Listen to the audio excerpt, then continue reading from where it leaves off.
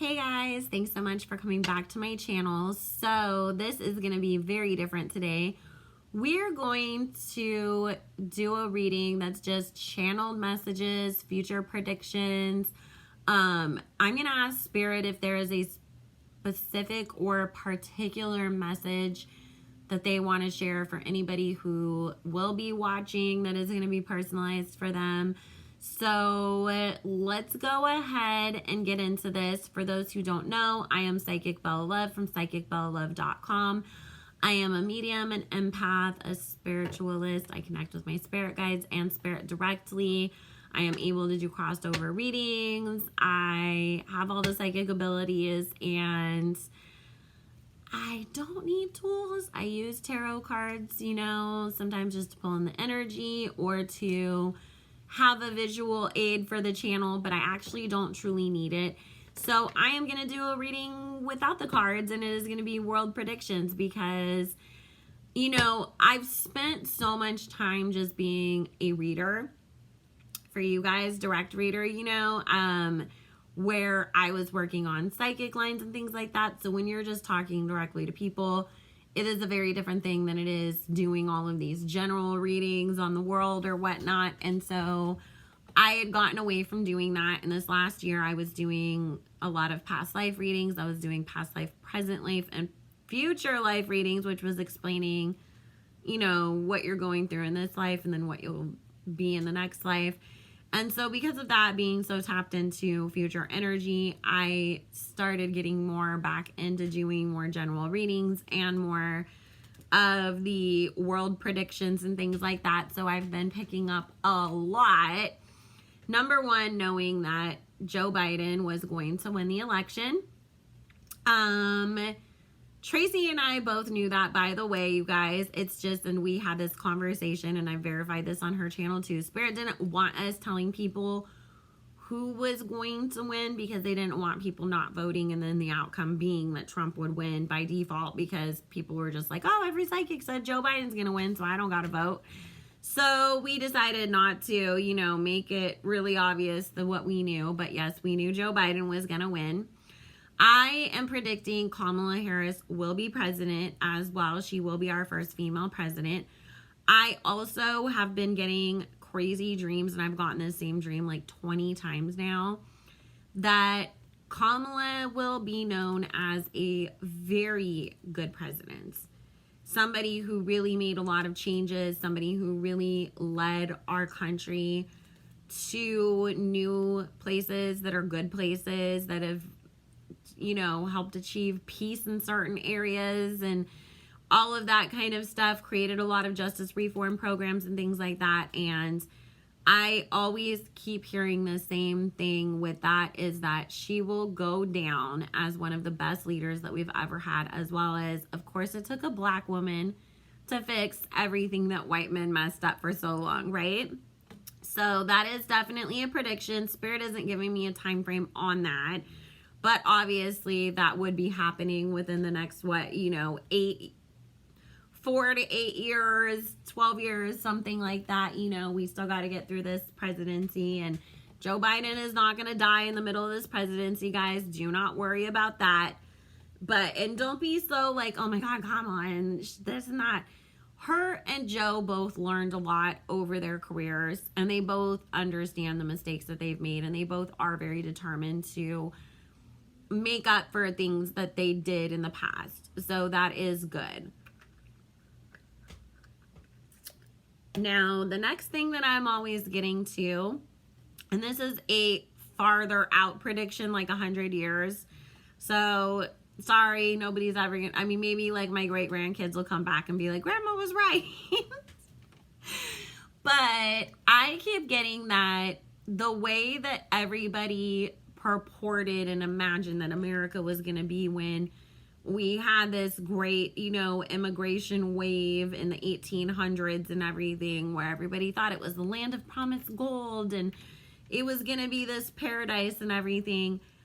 Africa is going to be restored to its glory, and it will be the paradise that everybody wants to be. It will be the leader of the free world. It will be the country that gives you the most opportunities. that has the richest, best land to grow things on, that has the most culture, that everybody's really going to recognize Africa as the starting place of all beauty, humanity, artistry, creation, and everything else that came from it.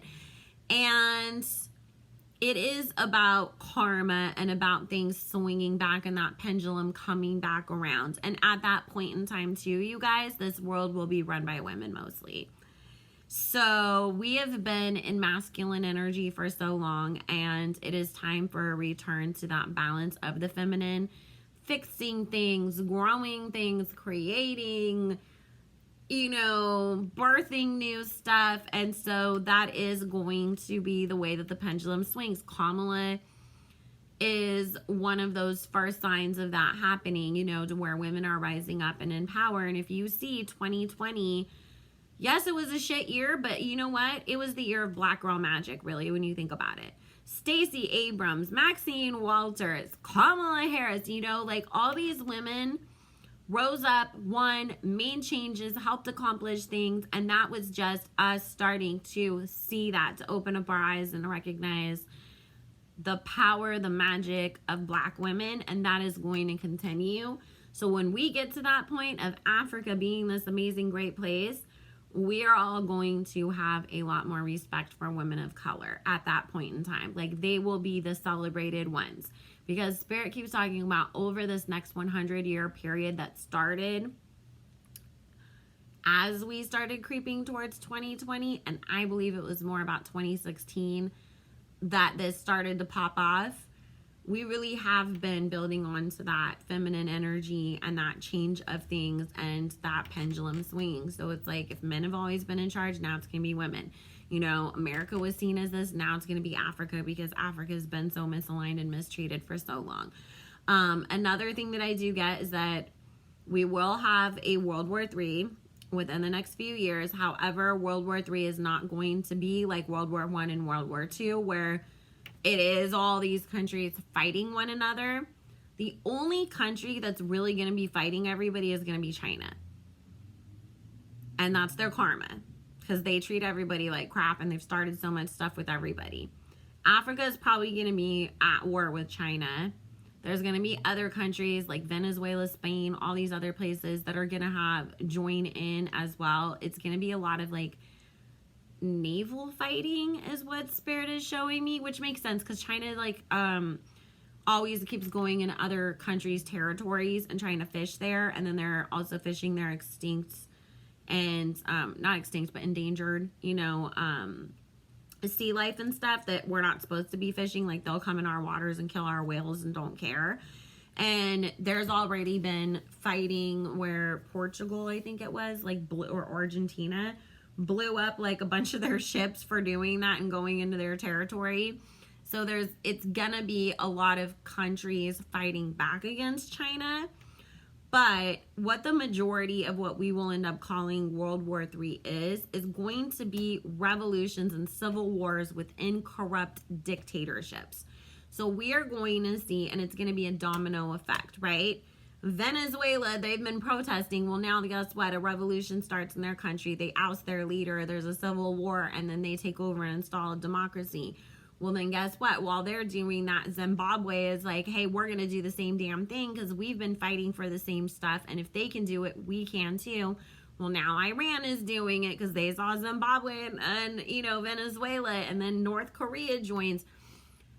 It is going to be, because we've been in the middle of a spiritual war for so long, where our ancestors have been awoken. They've been fighting for the balance and the equality on the other side, and now that has come down into this. That's why you see so many people going through this spiritual awakening, because as I have been saying over and over again, it is a spiritual war, and we will win every war that we have by being connected to our spirituality. It's not just pick up a gun and fight, pick up a sign and go protest. It is literally going to be go light some candles, get your ancestors together. We're going to be fighting this stuff with spirituality, not just with our physical hands.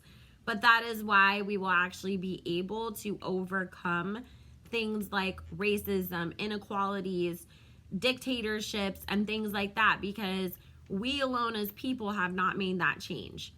We need to rely on spiritual help to accomplish that, and that is what we are going to do. So a lot of these misaligned countries, you know, Haiti, Puerto Rico, you know, that have been sort of neglected and left behind and promised assistance and never received it, and they're still trying to rebuild from all these crazy disasters, they're going to get the help that they need. They're going to get recognition. They're going to be able to stand up. We're going to have better relations with other countries after that happens, because like I said, it's not the United States fighting everybody. It's all these other countries fighting within themselves. Our part in it, if we hadn't gotten Trump out, we would have been at a civil war too, which is why I kept saying it is extremely important, and y'all don't even understand why I was so adamant about that, because we would have had to go to that place to deal with racism and inequality in this country. At least having an administration that's going to listen and work with people to at least start helping us get there is going to take the urgency away to where we can focus on other stuff, which is rebuilding, instead of having a fight to get to that point of rebuilding, right? So our place will be in, okay, we're going to go help the Iranian people, you know, or we're going to go help this or that. So we still will get dragged in to a certain degree, but we're not going to be really like, you know, fighting the way that we have in the past. So that is coming. And like I said, that part is coming very quickly, because people have been upset. It's only getting worse. COVID's only, you know, stressed people more. And so that is going to happen, because people are just going to, you know, it's just a fuse waiting to go off, right? So I've been recording and talking all day, guys. I need all the tea I can get.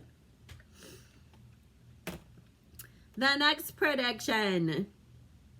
There's going to be a lot more marriages over the next 10 years than we have seen for the last 20 to 30 years. Part of that being us being locked in the house, realizing we're lonely, or that, you know, maybe we can compromise and share our space with people. A lot of people that have been waiting to meet somebody now, you know, the person that they were supposed to be with, maybe quarantine got that person out of their rut of being alone, and now they're open to it, so the universe can bring them together. But there is going to be a lot of marriages and a lot of soulmate connections too. Of course, with that comes the downside of a lot of people who were so lonely or desperately clinging to the wrong people and will marry them, and then there'll be some divorces. But the divorce rates are going to go down and marriage rates are going to go up. So even though we thought we were completely getting out of that, I don't feel that we are, because remember, humans at our core are pack people, you know, like we want people around us. We're not, you know, owls that just want to go sit in a tree by ourselves all day long, even though some of us are introverts and do prefer that. But we still do have a need to have some sort of human contact and connection in our life. So I don't think that people being in relationships or married is ever something that's going to go away. You know, we might go through periods where what that looks like changes, but I think that we're also coming back together instead of being so separate like we have been for so long. I think that that is the thing that the pandemic has brought about with all of us. And I will tell you too that COVID in a spiritual sense was to get us all to reevaluate what's important, because we're not put on this earth to live this American dream of hustle until you collapse. And it doesn't matter that you died. You had $20 million when you died, even though you never enjoyed a day of your life. But we're going to hold you up as some sort of hero because you made $20 million. Like, no, we are ready to go back towards, you know, more of that European lifestyle of I work, I make a decent living so I don't have to work myself to the bone. But I don't need to have 28 Gucci bags. I would rather have a vacation with my family. You know, I would rather go see the beach with my partner and then spend $300, you know, on dinner or whatever. Like, we're going to change our mindsets about what's important to us. especially as far as materialism goes. And also, you know, like I said, to push us into different mindsets so that we're not completely leaving behind the idea of love and being together. That we were in a place where we didn't have the distractions of daily life to keep us from paying attention and absorbing what was important. Because, you know, if what happened to George Floyd and Breonna Taylor happened at any other time, we would have been mad for a week, but then we would have all been like, well, I have to go to work, and I got to go to the grocery store after work, and then I got to go get the car washed. And, you know, like, life catches up with you, and it's easy to let those things fall to the back of your head. But when you don't have anything else to do except get angry and think about it and see it, and really you don't have anything else to distract you from feeling that anger, that sadness, that upset, that this isn't fair and it needs to end.